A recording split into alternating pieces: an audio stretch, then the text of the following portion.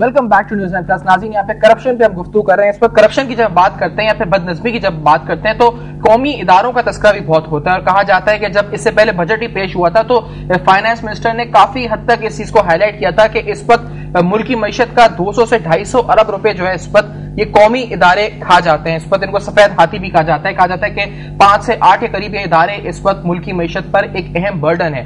इन इदारों को restructure revamp करने के लिए, यहाँ से करप्शन या बदनज़मी दूर करने के लिए क्या कोशिशें हो रही है इस वक्त? बहुत अच्छा सवाल है आपका। अब हमने ये तो आइडेंटिफाई कर लिया कि करप्शन और कहाँ हमारे जो वसाइल हैं वो जाया जा रहे हैं।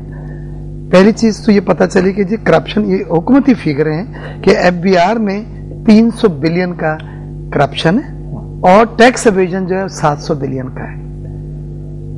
आपने देखा कि एफबीआर में टोटल रिशफल हुआ है, बोर्ड जो मेंबर बोर्ड से उन सबको चेंज किया गया है और एक बिल्कुल नया स्ट्रक्चर बनाया है। लेकिन सिर्फ चेहरों की तब्दीली से नतीजे मिल जाएंगे इस पर आपको? आप तो चेहरे की तब्दीली, लेकिन क्राइटेरिया ये था कि बेहतर, एफिशिएंट और ईमानदार आदमियों को लाया जाए।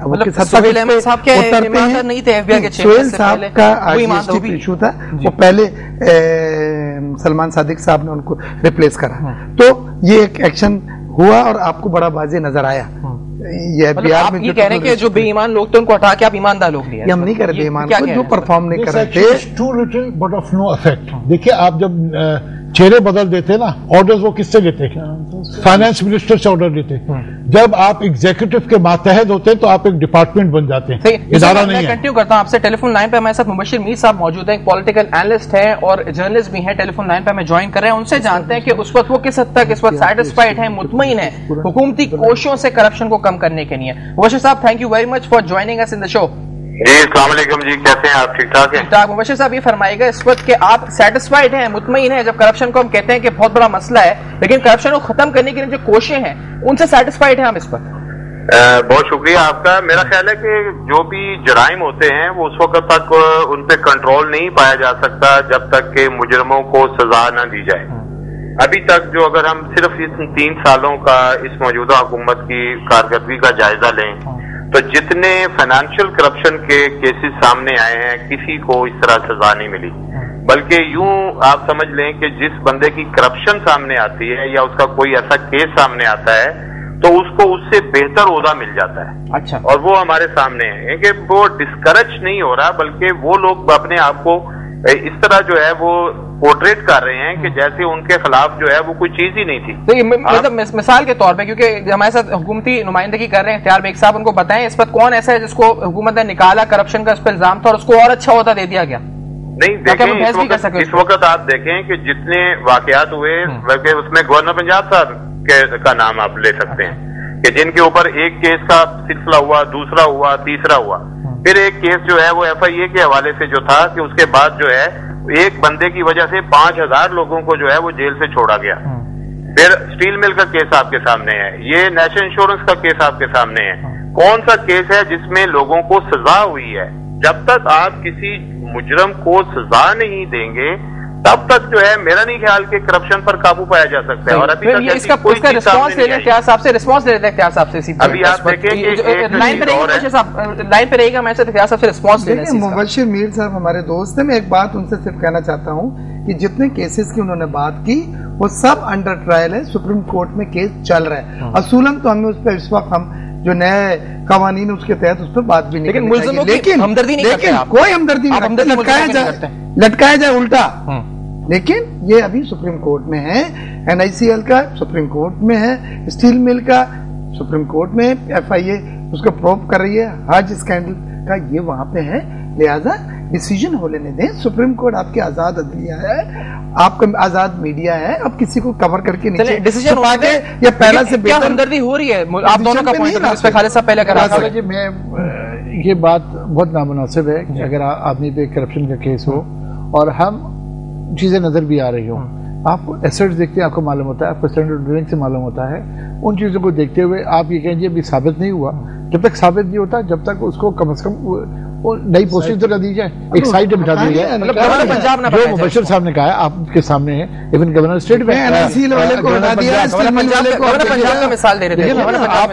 جن کو آپ نے ہٹایا پولیٹیکل اپوائنٹمنٹس کی بات کریں نا, جو حج اسکینڈل میں جو ڈی جی حادثہ اس کو ہٹایا ہے, NIC والوں کو ہٹایا ہے, اسٹیل مل والوں کو سب کو ہٹایا ہے, ایگزٹ کنٹرول لسٹ میں ڈالا ہے, کیس ان کا چل رہا ہے, FI پروب کر رہی ہے. تو آپ نے جب اس وقت سارے اقدامات ہوئے جب 80-90% چیزیں بڑی کھل دوبارہ اچھے ہوتے آپ کے نزدیک کوئی مثال ہے ایسی جو انہوں نے کہا, مجھے صاحب جس طرح کہہ رہے تھے کہ ہٹاتے تو ہیں لیکن ہٹانے کے بعد اور اچھے ہوتے دے دیے. گورنر پنجاب کی مثال تھی, اور کوئی مثال آپ کے سامنے؟ دیکھیے جب گورنر پنجاب کی انہوں نے مثال دی, سوال یہ پیدا ہوتا ہے کہ اس کے اوپر گورنمنٹ نے کیا اقدامات اٹھائے ری شفل کے علاوہ.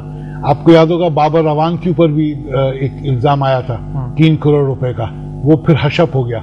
یا تو اس کی ایک ریبٹل آتا, اس کی نہ ریبٹل آئی نہ وہ کچھ معاملہ آگے بڑھا.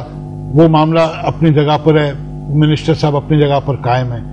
اس قسم کے واقعات ہو رہے ہیں. PI کے اندر آپ دیکھیے خسارہ ہو رہا ہے. PI کا MD خود کہہ رہا ہے کہ ہمارا پیسے کا بڑا پرابلم ہو گیا, فائنینشیل کرنچ آ گیا PI کے اندر. آج میں پیپر میں پڑھ رہا تھا, what is the government doing, why is there a financial crunch. جب گورنمنٹ انفیکٹو ہو جاتی ہے کسی چیز کو دور کرنے میں تو اسے پھر حق نہیں رہتا حکومت کرنے کا. اس طرف آتے ہیں مبشر, مجھے بتائے گا اس پر, کیونکہ ہم آخری حصے میں پروگرام کے اس طرف آ رہے ہیں, مجھے بتائے گا یہ کہ اس پر صرف اور صرف اگر ایماندار لوگ اس پر ان جگہوں پہ اپوائنٹ کر دیے جائیں جو قومی ادارے اس پر نقصان پہنچا رہے ہیں ملکی معیشت کو, تو آپ کے نزدیک یہ ریوائیو ہو جائیں گے یا پھر اور بہت بڑے پیمانے پہ اسٹرکچرل چینجز لانے کی ضرورت ہے وہاں پر؟ دیکھیں ایک چیز تو یہ ہے کہ اس وقت جو ہمارے جو پورا بھی اسٹرکچر ہے اس میں ریفارم سے بات بہت آگے بڑھ چکی ہے, کیونکہ پورے اتنے نان میرٹ سے ہٹ کے اتنے لوگ اپوائنٹ ہو چکے ہیں کہ آپ ان کو آپ سمجھ لیں کہ کسی طرح ریپلیس کرنا, ان کو سزا دینا, ان کے خلاف ایکشن لینا اب ممکن نہیں رہا. آپ دیکھیں جو انکوائریز ہو رہی ہیں, بیگ صاحب فرما رہے ہیں, اب انکوائریز یقیناً ہو رہی ہیں, لیکن اب ہمارے سامنے سپریم کورٹ کی پروسیڈنگز آتی ہیں, اس میں آپ دیکھیں کہ بار بار جو ہیں وہ ججز کیا کہہ رہے ہیں کہ ان کے ساتھ تعاون نہیں کیا جا رہا, ان کو صحیح انویسٹیگیشن جو ہے ان تک وہ ان کیسز کی ہو نہیں رہی. اس وقت کون سا ادارہ ہے جس کی جو ہے ریکارڈ دیکھیں, OB CD دیکھیں, PIA, EOBI, ریلوے, زمینوں کے بینزین انکم سپورٹ فنڈ, وزراء کی خصوصی کالونیاں, کیا کچھ ہے. آپ دیکھیں کتنی لمبی فہرست ہے, گنوانا شروع کریں گے. کچھ کہنا اگر کیونکہ بہت سی لمبی فہرست بتا رہے ہیں.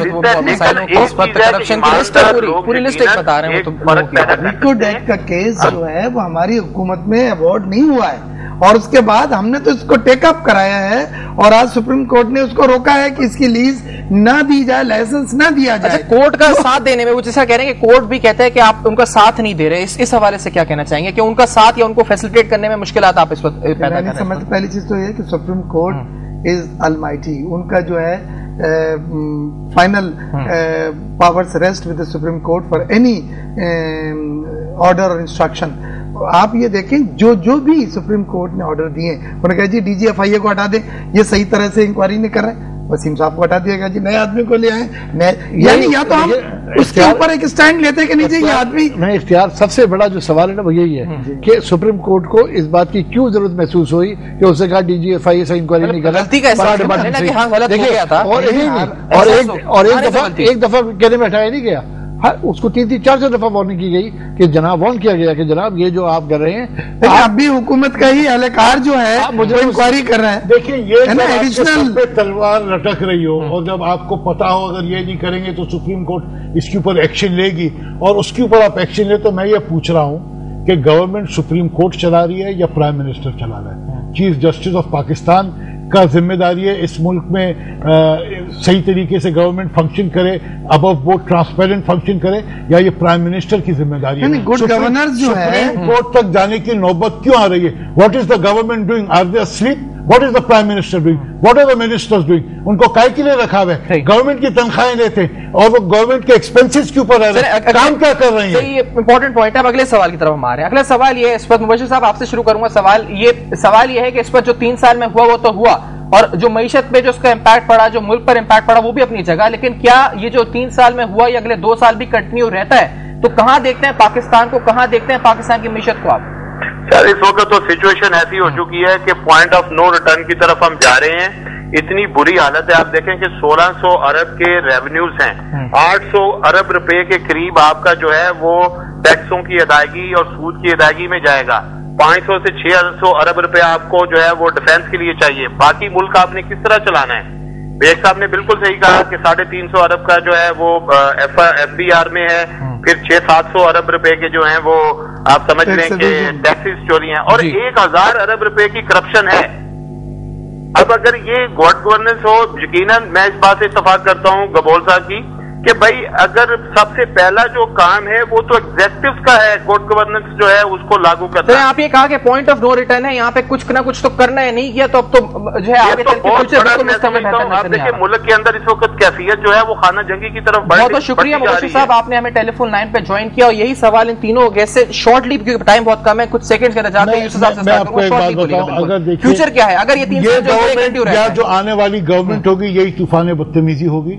آپ اس کے اندر جب تک institutions independent self governing institutions نہیں اس ملک میں آئے گا, اس ملک کی صورتحال نہیں تبدیل ہوگی, نہیں ہوگی اور نہیں ہوتی. اگر یہ سب چیزیں چینجز نہیں آتی تو آپ سمجھتے ہیں کہ what is the future, are you hopeful about the future of Pakistan? Problem is یہ ہے کہ we are sinking every day. Petrol کے پرائز انہوں نے مینٹین کیے پچھلے مہینے بھی, اس مہینے میں بھی.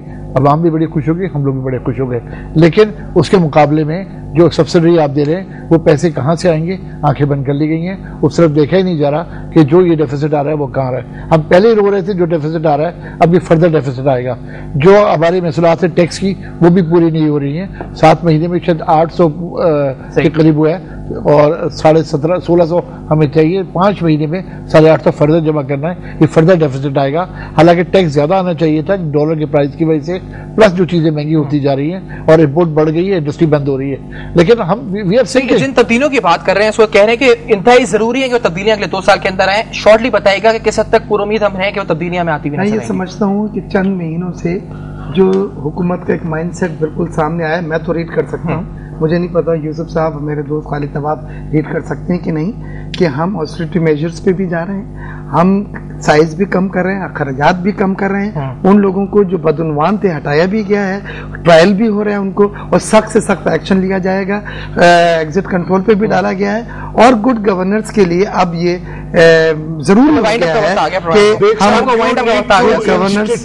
کہ ہمیں اپنی مورل ویلیوز بدلنی ہوں, ہمیں اپنے مائنڈ سیٹ کو بدلنا ہوگا. ہمیں اپنے ضمیر بھی ہمارا ہے, یہ ڈنڈا, یہ سپریم کورٹ, یہ حکومت کے علاوہ ہم خود بھی ہم امید کرتے ہیں کہ یہ ساری تبدیلیاں جیتے جاگتے انسان ہے, ہمارے اپنے ضمیر ہے. اس وقت حکومت میں آنی چاہیے, کرپشن کے لیے قوم ہمارے اندر انفرادی طور پہ آنی چاہیے, تبدیلیاں ملک میں آئیں اور ہمارا ملک جو ہے وہ بہتر راستے کی طرف جاتا ہوا ہم کو نظر آئے. آپ تینوں محترم حضرات کا بہت بہت شکریہ, آپ نے ہمیں آج شو میں جوائن کیا. نیوز 9+ ایڈونس پلس ٹی وی, آپ کے فیڈ بیک کا انتظار ہم کو رہے گا. اپنا بہت خیال رکھیے گا اور دیکھتے رہے گا B+.